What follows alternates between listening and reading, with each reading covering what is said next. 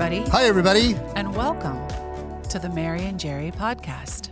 I'm Mary. I'm Jerry. And you didn't join in when I said the Mary and Jerry podcast. Well, like I know. you said I was you would. slightly adjusting my microphone. What do we talk about, Jerry, during this insanity we call a podcast? Everything. Life.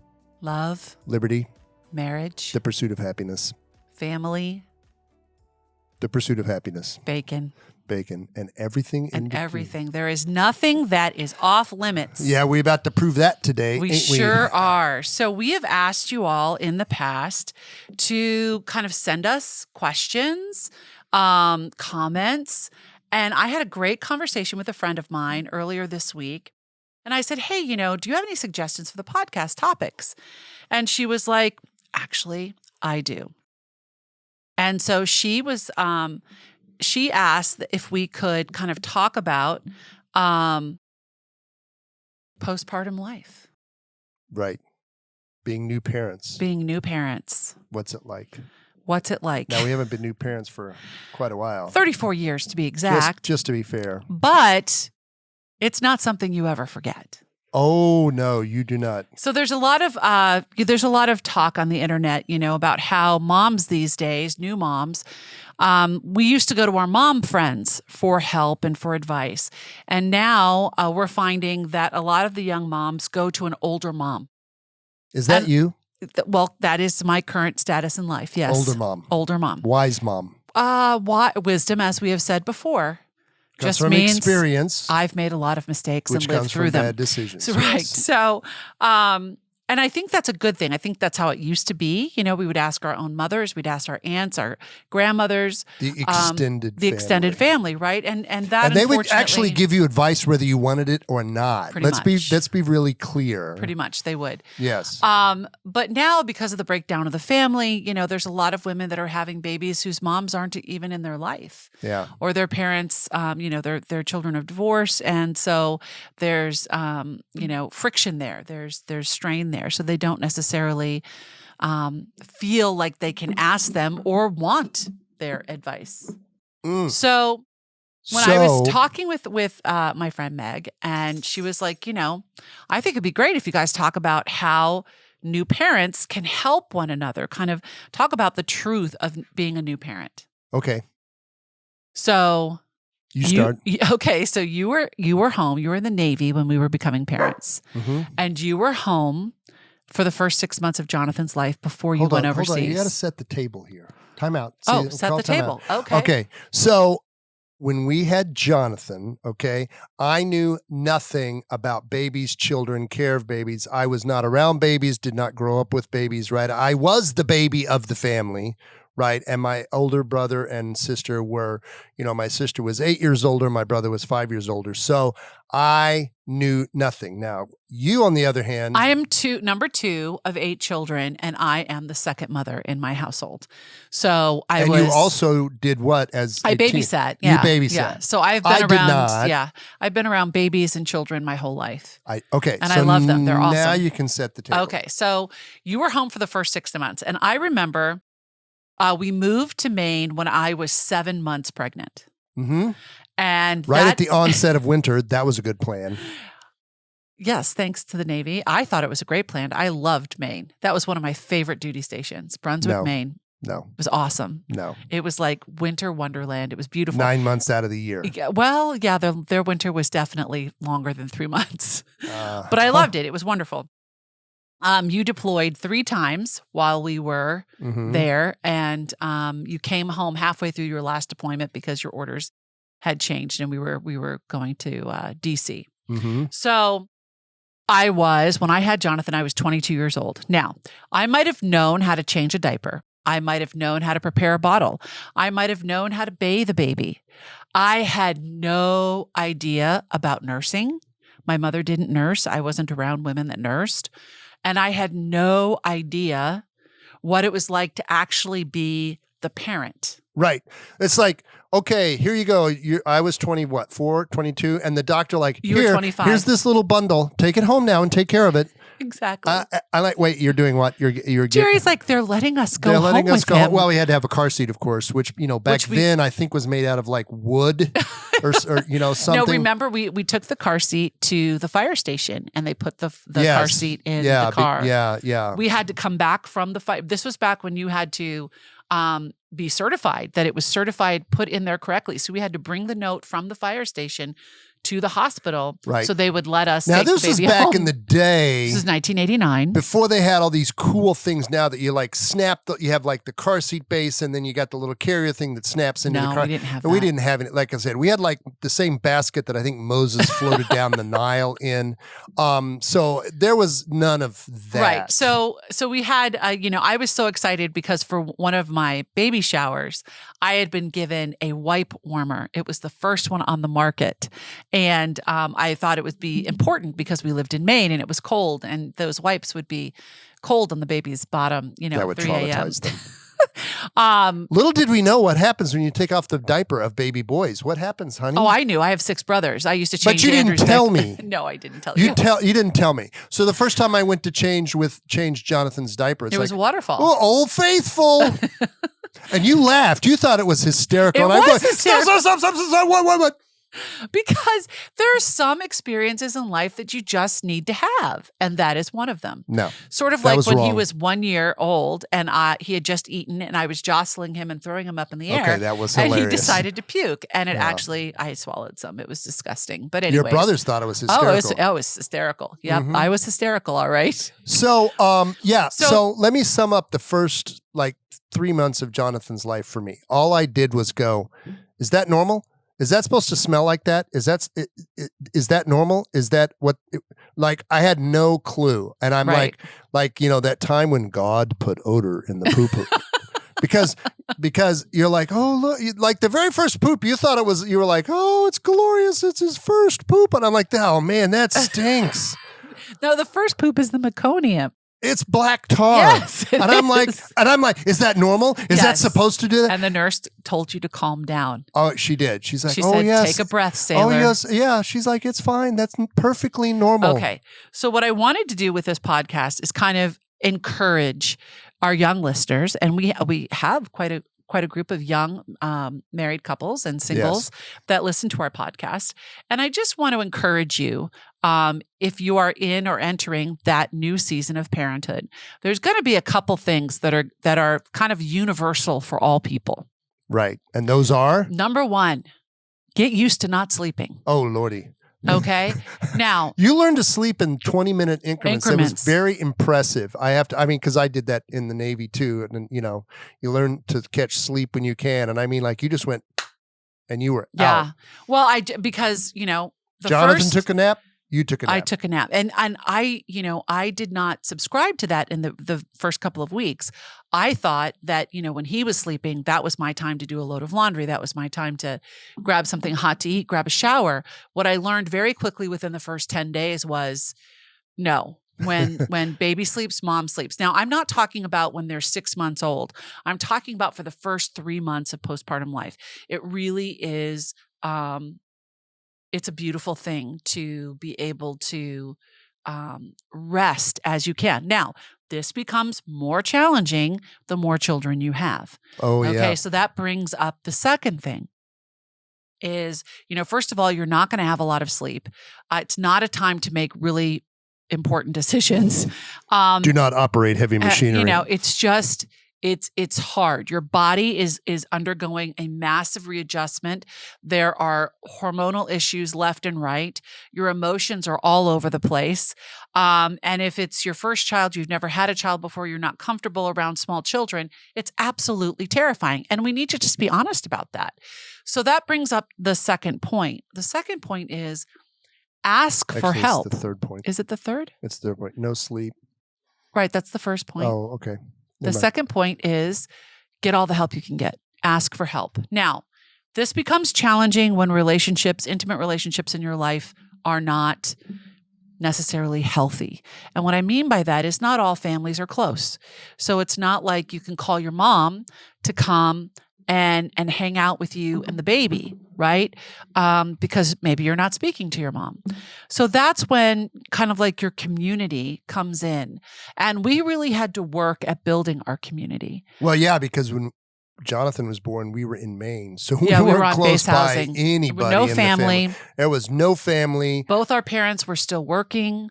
Well, mine were retired. Both of yours were still. Well, yeah, but yours were retired, but they were busy. They were busy. They were doing all kinds of volunteer work. Your mom was running the Meals on Wheels. I mean, that's like a full-time job in itself. Right. So, I was by myself. Yes. And I didn't know a lot of women yet. Everybody was having babies, so you were all kind of figuring it out together. And we would ask each other, like, is that normal? Like, does yours do that? Does yours? And Jonathan was not one who nursed well. And I did not know about the La Leche League. I didn't know about any of that. Did they have that back then? They did, indeed. And I went to bottle feeding because I was bottle fed and Jerry was bottle fed. So it wasn't like this. Well, good grief. He started eating baby cereal at how old? 6 weeks old. 6 weeks. Like the child, not unsurprisingly, was never full, even with a bottle. And finally, what was the pediatrician is like, well, why don't you? You know what? Just give him a little rice cereal. Just give him a little rice cereal. Hallelujah. He slept for the first time for 4 hours. Like the kid the just first 6 weeks of his down. Life. Oh, it was. He would sleep in 2-hour batches, like 2 hours, and that was it. And when he was hungry, he would scream his head off. Oh, we found out that he had colic. Oh, so he sure did. We gave him. My mom told me about this stuff called gripe water, which is an old kind of remedy for colic. And I rocked that boy, and I paced with that boy, and his poor little tummy. He just really struggled in those first couple of weeks. But once we got a little bit of rice cereal into him, things began to turn around, and I saw a light at the end of the tunnel. But I was by myself, and I didn't have a lot of girlfriends that were up there, and none of my girlfriends back home were married or having kids yet. So it was a very much an isolating time for me, which is important. That's why we say get help, right? If your mom can come and you have a good relationship with her, great. If your aunt can come, if your girlfriend can come, whoever can come. Because I mean, like as a woman, you're postpartum. So your body, like you're wearing a freaking adult diaper for the first week after you have the baby because you're still bleeding from birth. And if you have a C-section, it's a completely different recovery. So what the woman's body goes through is beautiful and miraculous and incredible, but you need a lot of support on the postpartum front. So the first thing is you're not going to get a lot of sleep. So yes, sleep training does help, but sleep training for me, I didn't find that it helped until about month 3 or 4, is when things began to kind of turn. Oh, and that was its own kind of. Yes, that was challenging. Special. But once it kicked in, once he did it, and it was great. Yeah. But so, you're not going to sleep a lot. You need to get help. And this is, I'm talking like for us, when we had our second child, here I had this almost 3-year-old, and then I had Courtney, and then Courtney, when she was 5 weeks old, started having seizures. That was a whole different postpartum. I was only 5 weeks postpartum with her. Mm-hmm. They call that postpartum time, they call it the 4th trimester, and those first 3 months of life. And I'm telling you, it is, and the fact that so many women, whether they choose to or don't really have a choice financially, have to go back to work at 6 weeks, 8 weeks postpartum just crushes my heart because holy cow, it's just a really hard season. It's beautiful. I'm not taking away any of the beauty from it, any of the wonder from it, but just know that it's hard. So the third thing, okay, you're not going to get a lot of sleep, ask for help, receive help, is to be a true partner to your partner. So what do I mean by that, Jer? What do you mean by that? Yes. Oh, what do you think I mean by that? That's my cue. So this is where we talk about the role of the dad. Okay. So in this melodrama, you are definitely the best supporting actor. Yes. But you do have to support. So my job when you were trying to breastfeed was to, get up and get you snacks or water because, you were, as you were telling me, I am producing 1,700 calories a day to feed your son. So get your butt up and go get me some orange juice. I did not say that way. I know. Oh my goodness. Anyway, but you would bring me water or hot tea or whatever you wanted. Cheese and crackers. Right. Even at 3, except for like the 3 a.m. feeding, because you had to fly an airplane, I was always concerned about your safety. Mm-hmm. So for the 3 a.m., that 3 a.m. to 4 a.m. time, I would already have granola bars or something set by the chair. And before I went to take my 2-hour nap, I would put some water there. So so that you could actually sleep more than 3 hours at a time. So that's the first thing. And then, obviously, and this is, I think, really important when you are not on your, how do I say this? On your second, third, fourth, whatever a child is, dad has to take over the daddy duties, like fatherhood. It's a duty. Oh, jeez. Just saying. That's an oldie. I know. It's an old dad joke. Okay. But like, for example, like when we were in Washington, D.C. and, Courtney that was those first hectic 2 years of her life. 2 years of her life. Because I was on a fairly normal schedule at that point because I was on shore duty, I would come home, change out of my everyday disguise and change into my dad's superhero outfit, dun, dun, dun, and I would do bath and bedtime. Yes. So, which was, kind of an exercise because, first of all, bathing Courtney was always an exercise because you hope she didn't have a seizure in the bathtub. Yeah. That was super awkward. And Jonathan, of course, if he wasn't trying to have like recreate the Battle of Jutland in the bathtub, he would want to read like 14 dinosaur books. So, he would get his little toy dinosaurs and then we'd have to get, of course he knew exactly. Dad, well, he got dinosaurs. I think we should read the Diplodocus and the, Brontosaurus books tonight. And those were children's encyclopedias about the dinosaurs. Oh, yes. He still has them. He took the collection. He is ready to start reading them to our grandson, Jude, when the time comes. But that was like my thing. So we would, bathe Courtney and get her put to bed with all of her meds and, all the other support environment that she needed. And then we would have story time with Jonathan. And of course, this would take a good hour. Oh, a good hour and a half, maybe 2 hours, depending on how many dinosaur books. Or sometimes he got to the point where he would like fall asleep as you were reading. Right. And that was always, so you always prayed before you started reading the books. Right. So then you'd say our like nighttime prayers. Away slowly right. So then you kind of just roll so them over you didn't wake him up. Yeah. And then you leave the book open. We learned this very quickly. You leave the book open on the other side of the bed from where he was sleeping. Because when he got up in the morning, he would tell you exactly where you left off, the last thing he remembered, and he would have the book right there so he could continue. Yeah. So, and that continued on, particularly for Courtney as she got older and was not easy to maneuver because we live in an older home here. So we do not have, one of those super whamadine handicap accessible bathrooms and or bathtub. Right. So it was an exercise. It was a challenge. We won't even talk about washing her hair because that was like, she hated when people touched her hair. Hated that. Anyway, but the point is that you came in. That was like your main thing with the children. Right. Because I was gone all day. So right. that was when I changed to my second job at night, right? So we come home, had dinner because Courtney was on a very regular meal schedule and Courtney did not do daylight savings time. Let's just put it that way. No. Nope. We were eating the entire winter. We were eating dinner at 4:30 because 5:30 is when we eat dinner. But Courtney was fed for the entire 6 months at 4:30 because she just never handled that well. So, that was kind of.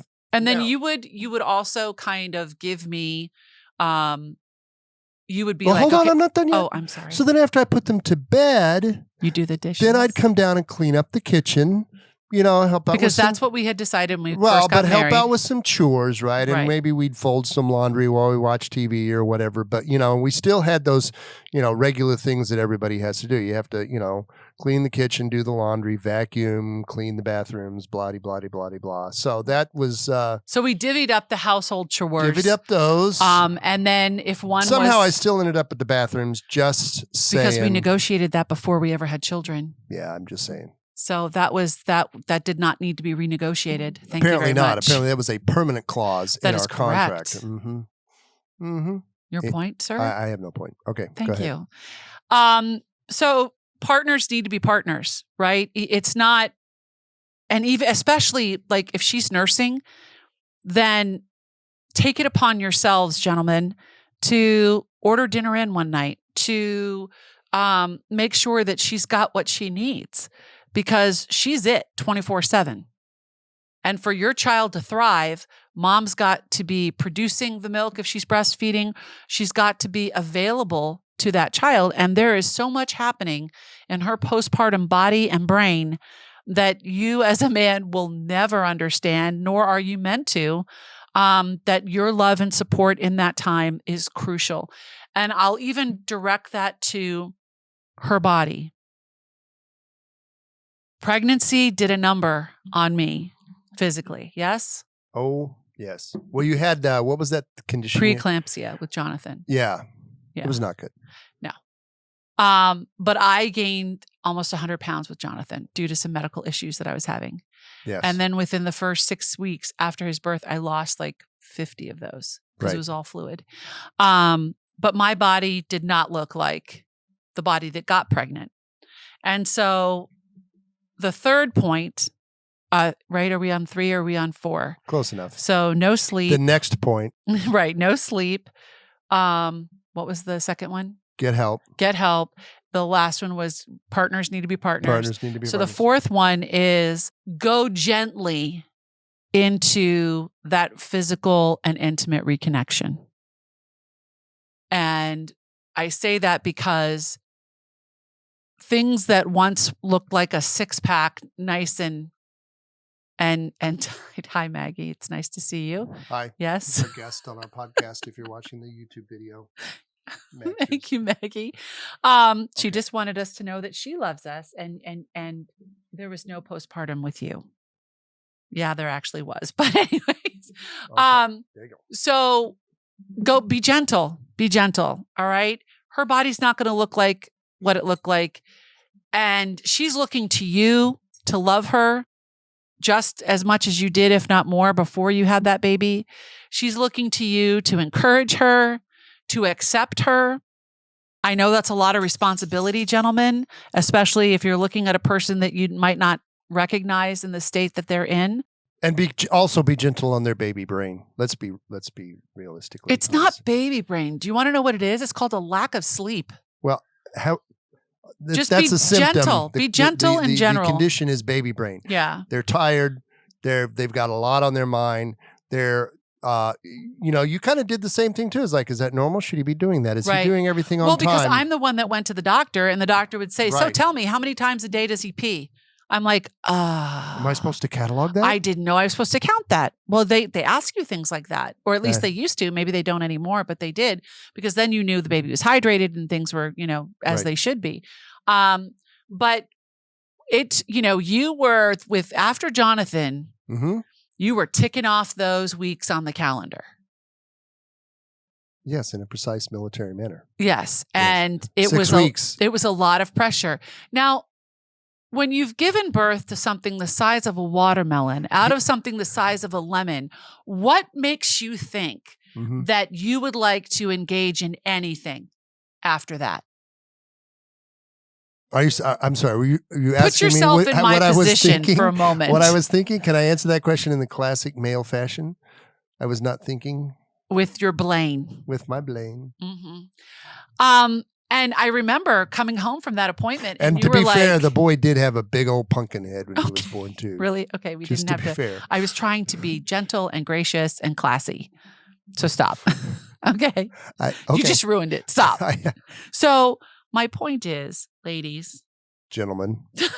No, gentlemen. Gentlemen, it's a hard conversation.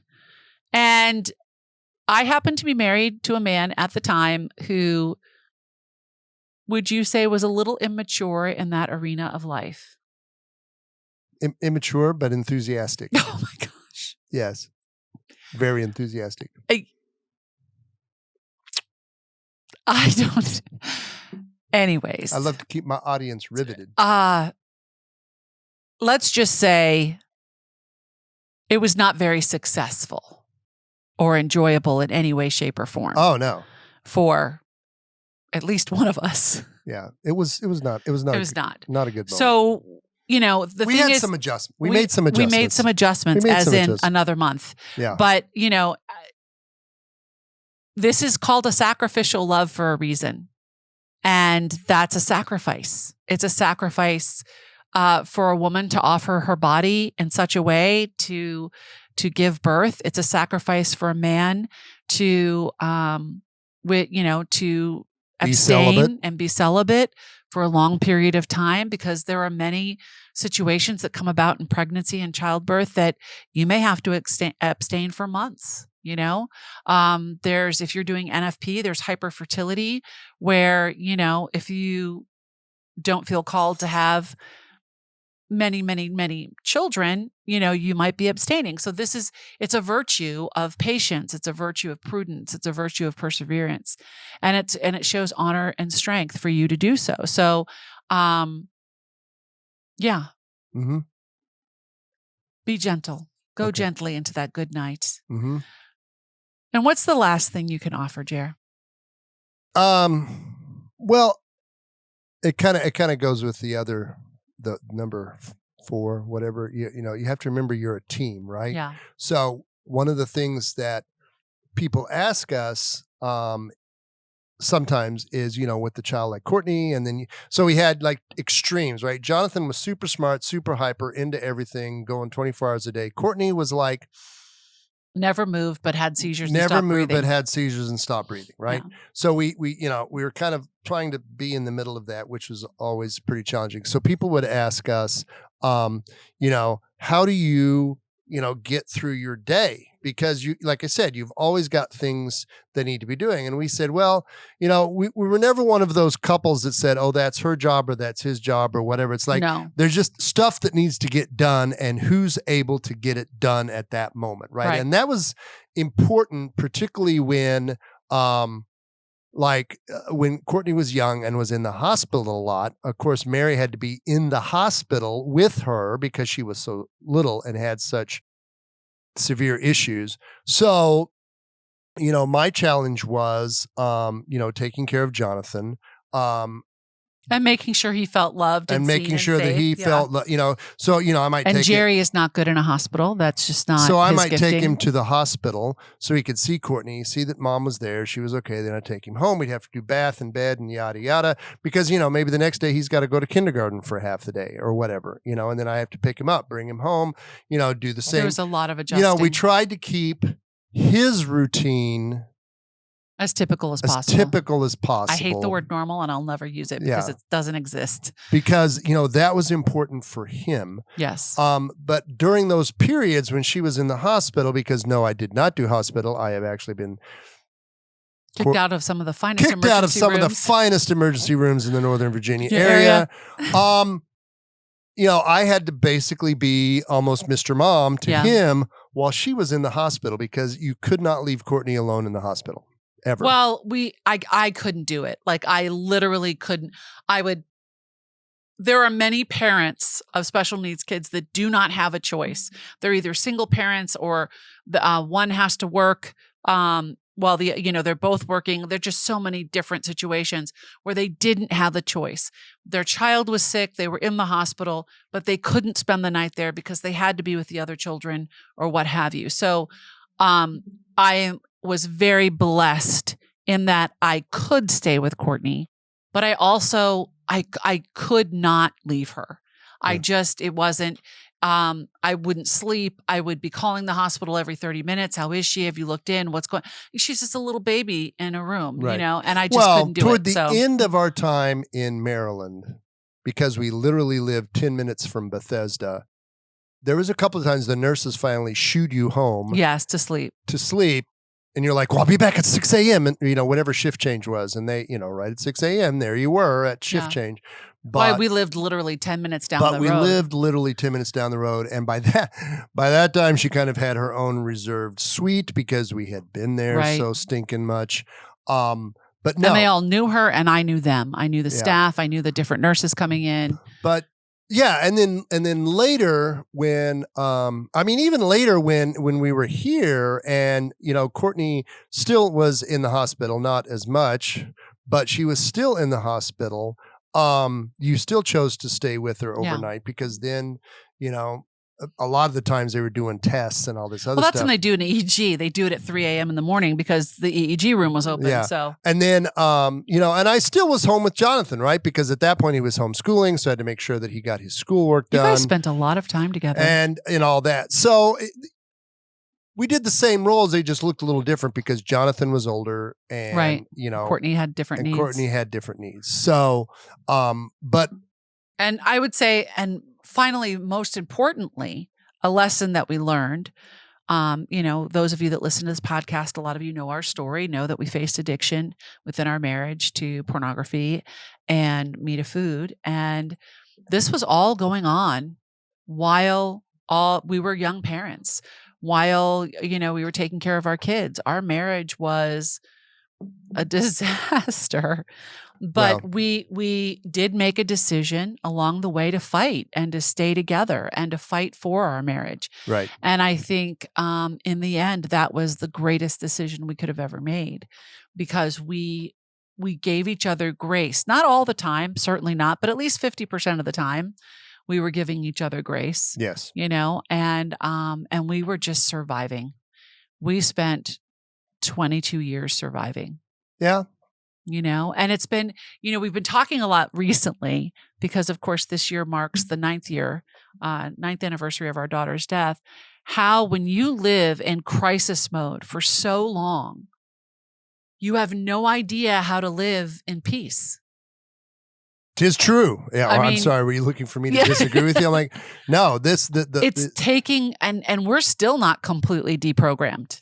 No, it seems that a certain individual who I shall not name. Hi, my name's Mary. Nice to meet you. Only kicks into high gear when things are in crisis mode.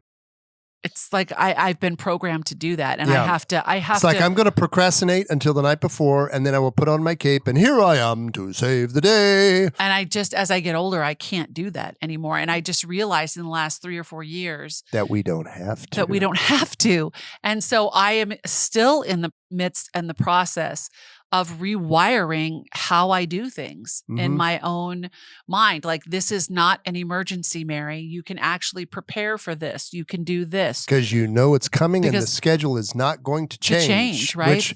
Which yes. With Courtney, you never knew. You got up, you made sure you had clean underwear on, your teeth were brushed because you probably were going to be in an ambulance. You didn't worry about fabulous earrings back then, did you? No, I didn't. I didn't have really fabulous. I didn't worry about any of that stuff. I basically lived in stretch pants and sweatshirts. And if you look at the pictures of me during her life, other than Easter Sunday, Christmas, or on Sundays when we go to Mass, I just look really tired. And I look really weary. You're really tired because the child had a habit of having a seizure at 3 a.m. Well, between 12 and 3 was her worst time. Yeah. And so, but again, if I had to make a decision, I wish she was still in the other room. So that's not the best decision for her. It's my selfish decision, but. Yeah.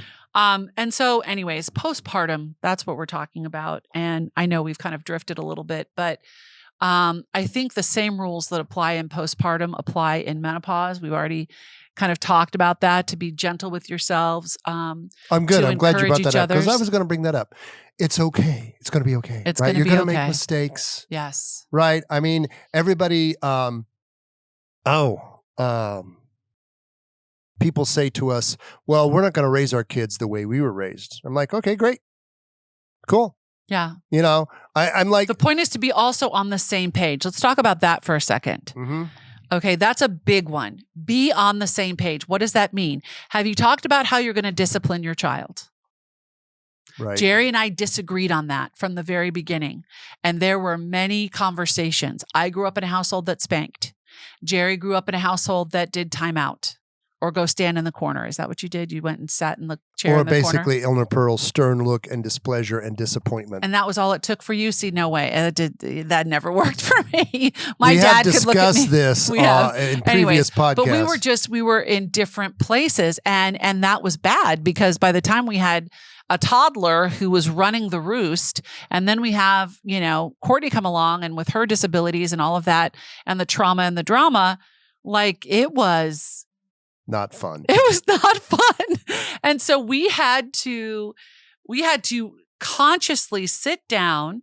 This was when I think this was one of the things we first brought to a counselor, and figure out how we were could be on the same page, because we had a child that was like his mother who used to manipulate people's emotions. Yep. Got that from you for sure. So he would go and come to me and be like, Mom, can I do blah, blah, blah, blah? And I'd be, no, you cannot. That's no, you're not allowed to do that. And then he'd march right off to his dad and he'd say, Dad, blah, blah, blah. And Jerry would go, what did your mom say? Well, she said, come talk to you. Well, that was a lie, but anyways. And so Jerry would say, yeah, Apple go don't ahead. Fall far from the Thank tree. you so much. I'm glad the Lord has healed so much in my life. But anyways, and so he would play us off one another. And for the first Then we months, caught on. We didn't know. Because daddy may be dumb, but daddy ain't no fool. I'm like, wait a minute. Because then you would come and say, I told him not. I said, oh, you told him he couldn't, huh? Well, that's not the story I got. And then Johnson's just standing there. Yeah. He was like, what? What? I'm just a kid. I'm just doing what kids do. But you have to be on the same page as far as discipline. Be on the same page as far as how you're going to raise them in the faith. We had to decide that early on. Jerry was a Lutheran when we got married. I was Catholic. Where were we going to go? Were we going to go to the Lutheran church, the Catholic church? I had offered that I did not feel comfortable leaving the Catholic church. It was just, it's my heart, my home. And I told Jerry I would take the kids to the Lutheran church and then I would go to mass separately if that's what we decided to do. And Jerry said, no, I'm going to be gone. So raising them Catholic is what we need to do. So that's what we did. Praise God. Practical person. You still are a practical person, but you have to be on the same page. Now, I get a lot of questions on this topic in regards to every aspect of marriage. And it's like, but what if he's not on the same page? Okay, there's this thing called compromise, you guys. And we hate that word, but you got to figure it out. Because at some point, you have to remove your own pride for the good of your child. And that's a toughie. So I have had to many times when Jerry and I, when we were in marriage counseling, when he would say, the marriage counselor would say, well, you both can't have your way. So you've got to figure this out. And so we made the decision, I guess about year 4 or 5 of our marriage, that if we could not come to a compromise, that because Jerry was the head of our home, we went with his decision. This was not and is not an easy thing for me. But how many times have I actually pulled that trigger? I can remember 3 or 4. Yeah, see. Most of the time we've been able to come to a compromise. That's correct. Yeah. Or one of us will convince the other, of the logic of whatever we're saying. No, I don't think you see it from my perspective here. How about if I explain it this way? And then you're like, oh. That's called a compromise. Yeah. Oh, is it? Oh, okay. I just thought it was called convincing you to do it my way. Yeah. Anyway. But, that's, I think, what we can offer you as, and that's, in postpartum life, but it's also in life, in your marriage, these hard conversations that have to be had about your behavior, your spouse's behavior, budgets, family planning, what religion, family, extended family, child rearing, education. Oh, wow. Education's a big one too. Right. I had a cousin that wanted to send their kids to Catholic school, and she was not married to a Catholic, and he refused to have them go to Catholic school. And it was just a hardship in their marriage for many, many years. And I just remember watching that thinking, nope, we're going to make a decision. And we're going to be on board. Both of us will be on board with it. Right. So, yeah. Okay. Can you offer anything else, my love? I just think that part of that be gentle and be kind to yourselves, because again, So one of the things that when we got together for dinner, I don't know, a couple of months ago with a bunch of our adult friends at our church, right? And we've known these people for 20 years. We basically all raised our kids together. Yeah. So it was just the parents all together. And of course, as we do at this stage in our life, we started talking about our kids. And a couple of them opened up to their kids, and we all looked at each other and we go, wow, yours does that. Yours says that too. Like, they're like, oh, well, you didn't raise me right. And now there's disputes. And memories, that I remember it differently than they remember it, things like that. But which is normal. Totally which is normal. And we all kind of had the same story. And I was sitting there thinking, I'm like, so this is that thing 20 years later. They assumed we knew what we were doing. We did not. And now, of course, they're finding that out too, because you do eventually wrap around to where you're wise again. Yeah. And it's like, you guys are going to have to figure it out just like we did, because there's no such thing as somebody who is totally ready to be a parent. It just, no, you are not. Doesn't exist, right? Parenting is all trial and error. And, you can be more prepared than others, certainly. Right. But if you're like us, we were 24 and 22, right? We were barely 25. You were 25. 25 and you were 22. It's like we were barely, out of young adulthood, out of college. See, like we were trying to figure out our own life as we're trying to raise a child. So it's okay. You're going to make mistakes. Yes. Okay. Don't think that, oh my gosh, I'm the worst parent in the world. No, I you're not. You're just damaged your child. Yeah. No, you're not. You're not going to permanently damage your child because you didn't feed them a certain thing, or whatever. My goal as we got to be older parents was always, can I love them and care for them in a way that lessens the amount of therapy they need when they're adults, right? Hey, that's a pretty good standard right there. That lessens the amount of therapy that they need. And anyway, when they say, oh, well, we're going to parent different than we were parenting. Great, have at it. We said the same thing. I said, okay, yeah, we made a lot of mistakes. I'm not going to lie. We made a lot of mistakes. We sure did, but we love them as best we could. And if you can learn from our mistakes, power to you. Great, have at it. Yeah. Okay. I'm not going to feel bad. You're not going to make me feel guilty.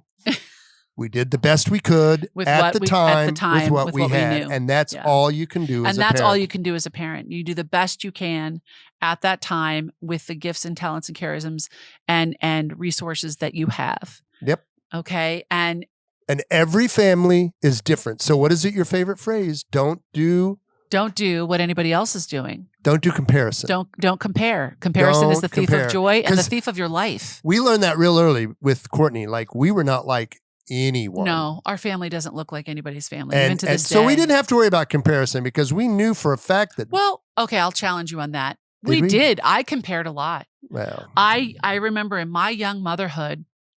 Before Courtney or after Courtney? No, after Courtney, that because Jonathan was so gifted, I took a lot of my identity in the fact that he was so gifted and talented. Mm-hmm. Because then I had another child that was not. Oh. And so I made that mistake, and I had to kind of write that train, in high school.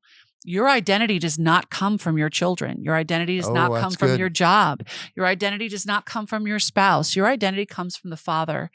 Your identity comes from the Lord Jesus, right? You are a child of God. That is your identity, right? It is not what you do. It is not, the achievements of your life. You are loved because God loves you. You are here because God chose this time for you. So comparing to others is it's a false narrative. It's just going to lead to a lot of pain and a lot of isolation. And, social media is something that exists in young parents' lives today that did not exist in our life. We didn't need social media. We had the street, the neighborhood gossip. We had the church ladies. We had all these other things. So we didn't need social media. We had the neighborhood. Which was faster than social media. Yeah, it was pretty good.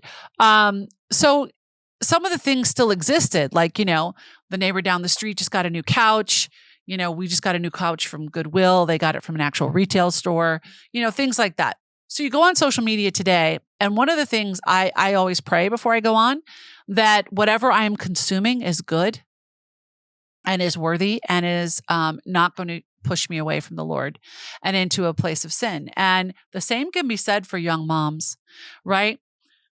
The worst thing I believe you can do on social media is when you kind of say something, you put it out there, and then you're like, so what do you think? No. If you need help with something, pick up your phone, text someone you know that has gone through raising children. It's a little bit further down the road, 10 years down the road, 15 years down the road. Don't ask social media. Don't do it. Just save yourself. How do you know that? Oh, I do. I know. You know that? You know that for a fact? I know that intimately. I did it one time, and I will never, ever do it again. Unless it's like, can you find me a red sweater? And then great, go for it. But no, I don't ask advice, life advice on things like that. Okay. Good plan. So it saved my sanity. Okay. So you really have to kind of put those barriers up for what you're going to take in and what your boundaries and what you're going to give away. Yep. Speaking of taking in or giving away, I get to ask the questions. It's the not so newlywed game. Anyways, before we do that, I hope that's helpful to you. I hope that have we dropped some knowledge? I hope so. Drop some wisdom. Boom. And know that, you can always ask us. That's what text and direct messages are for. Jerry's scared now. Okay. Great. I told you never to say that on the podcast. Okay. So I get to ask the questions for the Not So Newlywed game today. Okay. You've been replaced. I've been replaced. No, I'm being a true partner. We're sharing. I'm afeared. So Jerry, when do you feel most insecure?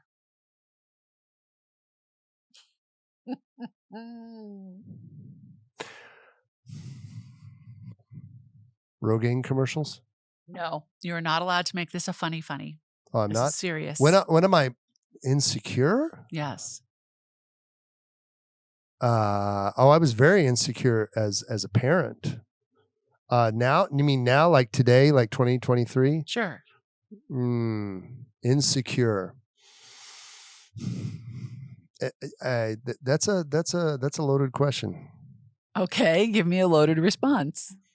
Nothing is off limits on the Mary and Jerry podcast. Okay, I feel insecure because I'm coming up on what is nominally or in theory retirement age, and yeah, we're not ready for that yet. Okay, that's another podcast. And how to prepare for retirement. Yeah, we can't do that podcast because we're not prepared. No. Okay. All right. That's honest. Thank you for being honest. I'm honest. All right. Let's go on to the next question. Wait. Nice try. Your turn. The Mary and Jerry podcast. I mean, Mary gets to answer that question too. When are you most insecure? When I don't know things. When I feel like I am not the smartest person in the room, which is quite often. I like to know things. I like to know the situation I'm walking into. And sometimes I'll walk into a situation and things go sideways, and I'm just like, I feel like I'm swimming upstream with the salmon, and the bear is gonna whack me. Oh, yeah.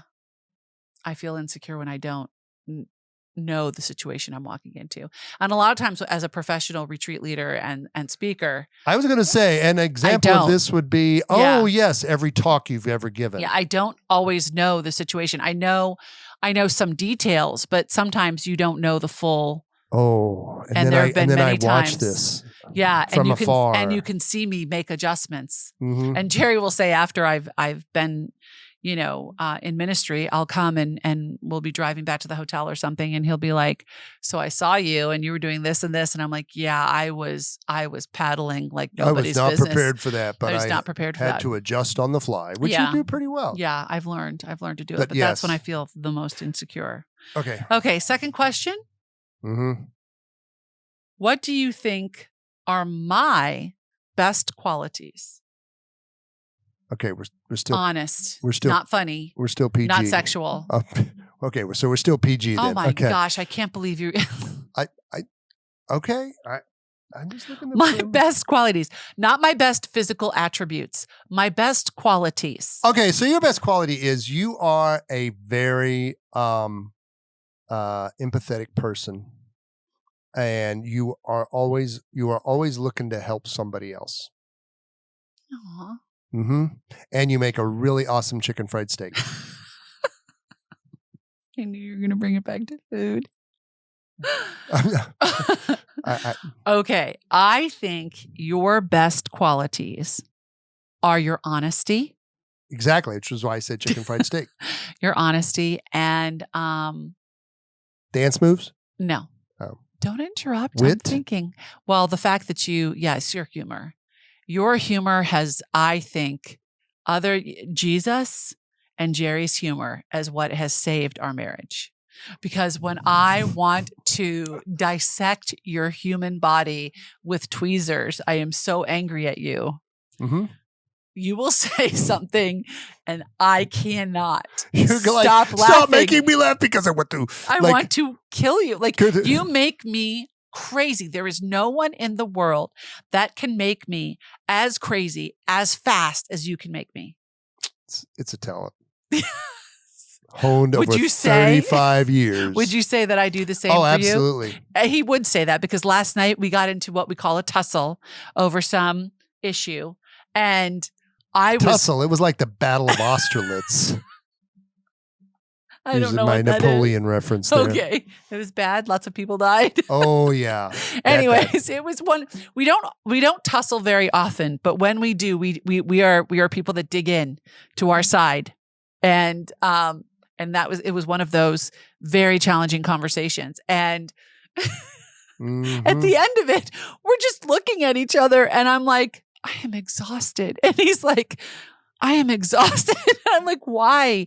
Why do we allow Satan to wind us up in this way? Because we are very passionate people. We are passionate people. And we are stubborn, stiff-necked people. Yes, we are. And it's neither one of us likes to admit when we are wrong. Not entirely correct. When we are wrong.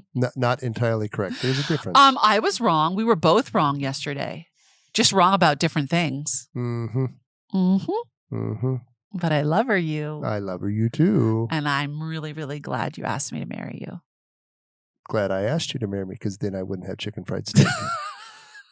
I was hoping for the romantic answer. I'm glad you said yes. But no, I got the chicken fried steak line again. Okay. Chicken fried steak. Yep. Anyways, all right, dear friends, this will be our last podcast of 2023. We're going to take a little 2-week break here for the holidays, for Christmas and New Year's and anniversaries and things. What? And Jerry's birthday. Oh, yes. And Jerry's birthday. He's going to be the big 59. Mm-hmm. Slide into 60 real fast. Stop. Slide into 60 really fast. Stop. Get what I said there? Mm. Anyways. Okay. So when we return in the new year, our first podcast will be Jerry's birthday podcast. I will expound upon my wisdom. Wow. Isn't that what you do every podcast? Pretty much. Okay. I hope you're going to be ready for that. But we wish you wish you a Merry Christmas. We wish you a Merry Christmas. We wish you a Merry Christmas and a Happy New Year. We also wish you a most blessed and happy Christmas. And know that it is an honor and a privilege and a joy to be with you every week on this little ditty of a podcast. And we are now over 20 episodes in. Yep. And it's Who knew that we had 20 different topics to talk about? I didn't. But here you go. So again, we would love to have you subscribe on YouTube. Follow along on Spotify or Apple Podcasts. I think they follow on YouTube and subscribe on. No, they subscribe on YouTube. Okay, just checking. And you can subscribe wherever you listen to your podcast. You can also leave us a text or a voicemail at our BAT phone of 571-354-0351. That's 571-354-0351. We'd love to know what kind of content you'd love to see in 2024. We are open to any and all things. Share your thoughts with us because we certainly share our thoughts with you. Whether you like it or not. There you go. All right, friends. Until next year, may God bless you all. Take care.